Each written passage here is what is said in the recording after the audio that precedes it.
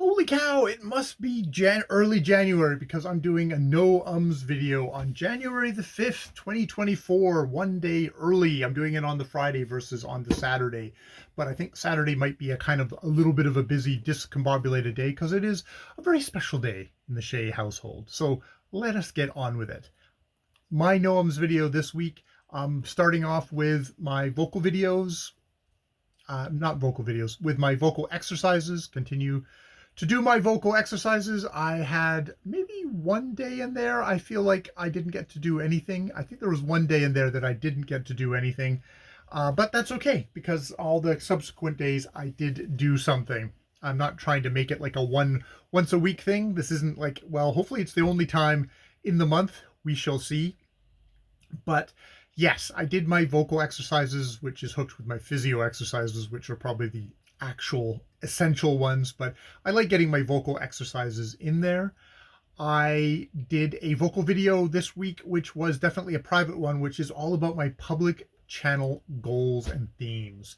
And that video was actually very productive for me. I started it out going, I have no idea. I don't have any goals. I don't have any specific things. And I pressed record and went, you know what? This isn't about having specific goals. This is more about, I need a kind of a general outlook on how I want to go forward with my public channel. And I decided to go with the Year of Fun, which might seem very light and effervescent, very kind of hardly anything, but I think that is probably targeting, that's me being very smart and targeting the main barrier to me on my public channel is not having fun, of being stressed and anxious about it.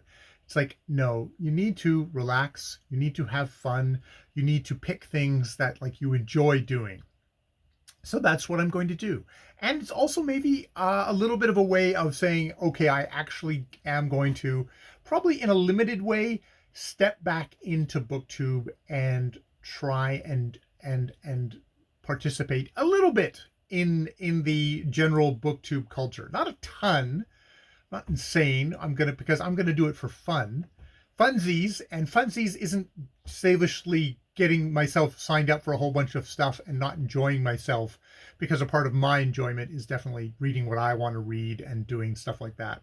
But so yes, guiding principle is going to be having fun. And this is the good thing. I reviewed that video because, oh, I'm doing a no ums video on it, but also it was great because I could make notes and kind of put it down in print for myself of public channel goals, themes for 2024. And it's something that I can look at and I can say, okay, about near the end of the month, I'll just do a check-in and see how I'm doing. Have I gotten towards anything like that? If I haven't, where do I need to adjust and all that stuff? It's a very much a living document. If the Year of Fun is no fun by the end of January or February, I can say, well, okay, well then what else could I do, and do that instead.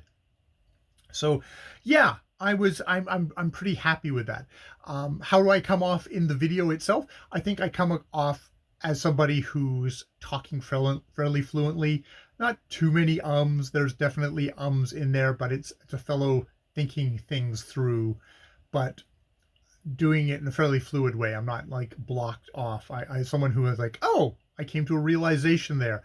That will probably help me a lot with my next vocal video, which will be my reading goals for the year. One of which is definitely going to be one of this project that I've come up with for myself for my public channel, which is 1901, 1940, 1968, which is a generational project of looking at when the year my father was born, looking at the year my grandfather was born, my father was born, and then I was born, and going from there and trying to decide, all right, with that, what can I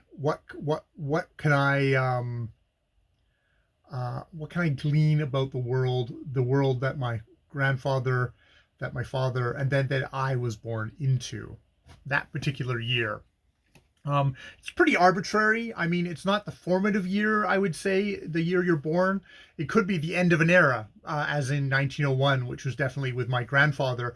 He was born into the year that Queen Victoria died. So there's a kind of a hard, at least figurehead shift there.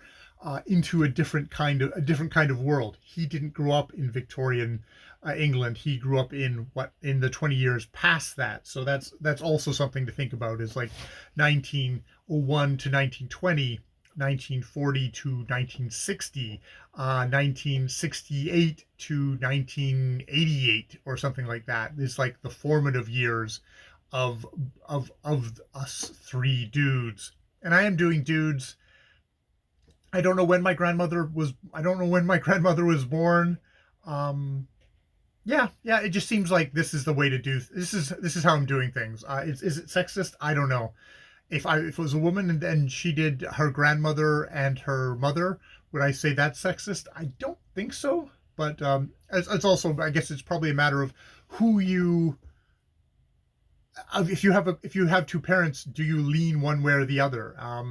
Maybe I have more troubles with my father. That's why I lean more that way. So yeah, that is what I did this week in my no ums thing. I put this under no ums because it is me performing in front of the camera. Oh, the other thing I did this week was my doodle chat videos, which are probably the most trash garbage that I do on this channel, which is saying something, where I doodle and chat at the same time. Usually I'm inking, actually. Well, not inking, penning. What I'm running pen over my pencils of my doodles. They're fucking doodles. They're scrawls on the page. And you can tell that I'm struggling. It's interesting doing something like that where, like, okay, you're doing another activity while you're also trying to talk, and that is hard to do. And at a certain point, I think in both videos I just sort of give up. I think I might continue doing it just because it's kind of interesting. It's a hell of a lot more relaxing just to listen to something and ink at the same time. So I'll have to see whether I continue with that. That might just be a complete waste of time. It might be a way of testing my brain another way. I'm also doing Lingvano, which is a app which you pay for to learn sign language, and that is definitely something that is like, it's my word puzzle brain kind of working that out, trying to memorize stuff that way. It's ways of tugging at my brain, which, I'm 55 now, 55, something like that. Oh, God, I can never remember my own age. I'm 50 plus. I'm probably 55 plus now. It's a good thing to do, to just keep on doing things that kind of challenge your brain. Hopefully that helps. I mean, really, if you're genetically predisposed to Alzheimer's or stuff like that, no matter of mental push-ups are probably going to stop that from happening. But maybe if it's just like, general old person brain, healthy old person brain, it's best to kind of try and work those little synapses as much as possible and try and learn something. And if at the very least, even if you are going to be, your brain's going to be turning into mush, you might as well use it while you got it. So I put it that way as well. All right. Another no ums video for the beginning of the new year, where hopefully I will return on the 12th or the 13th of January and give you a report on my reading goals video and whatever else happens to happen in a vocal performance way going forward. All right, I will leave it there. More videos later.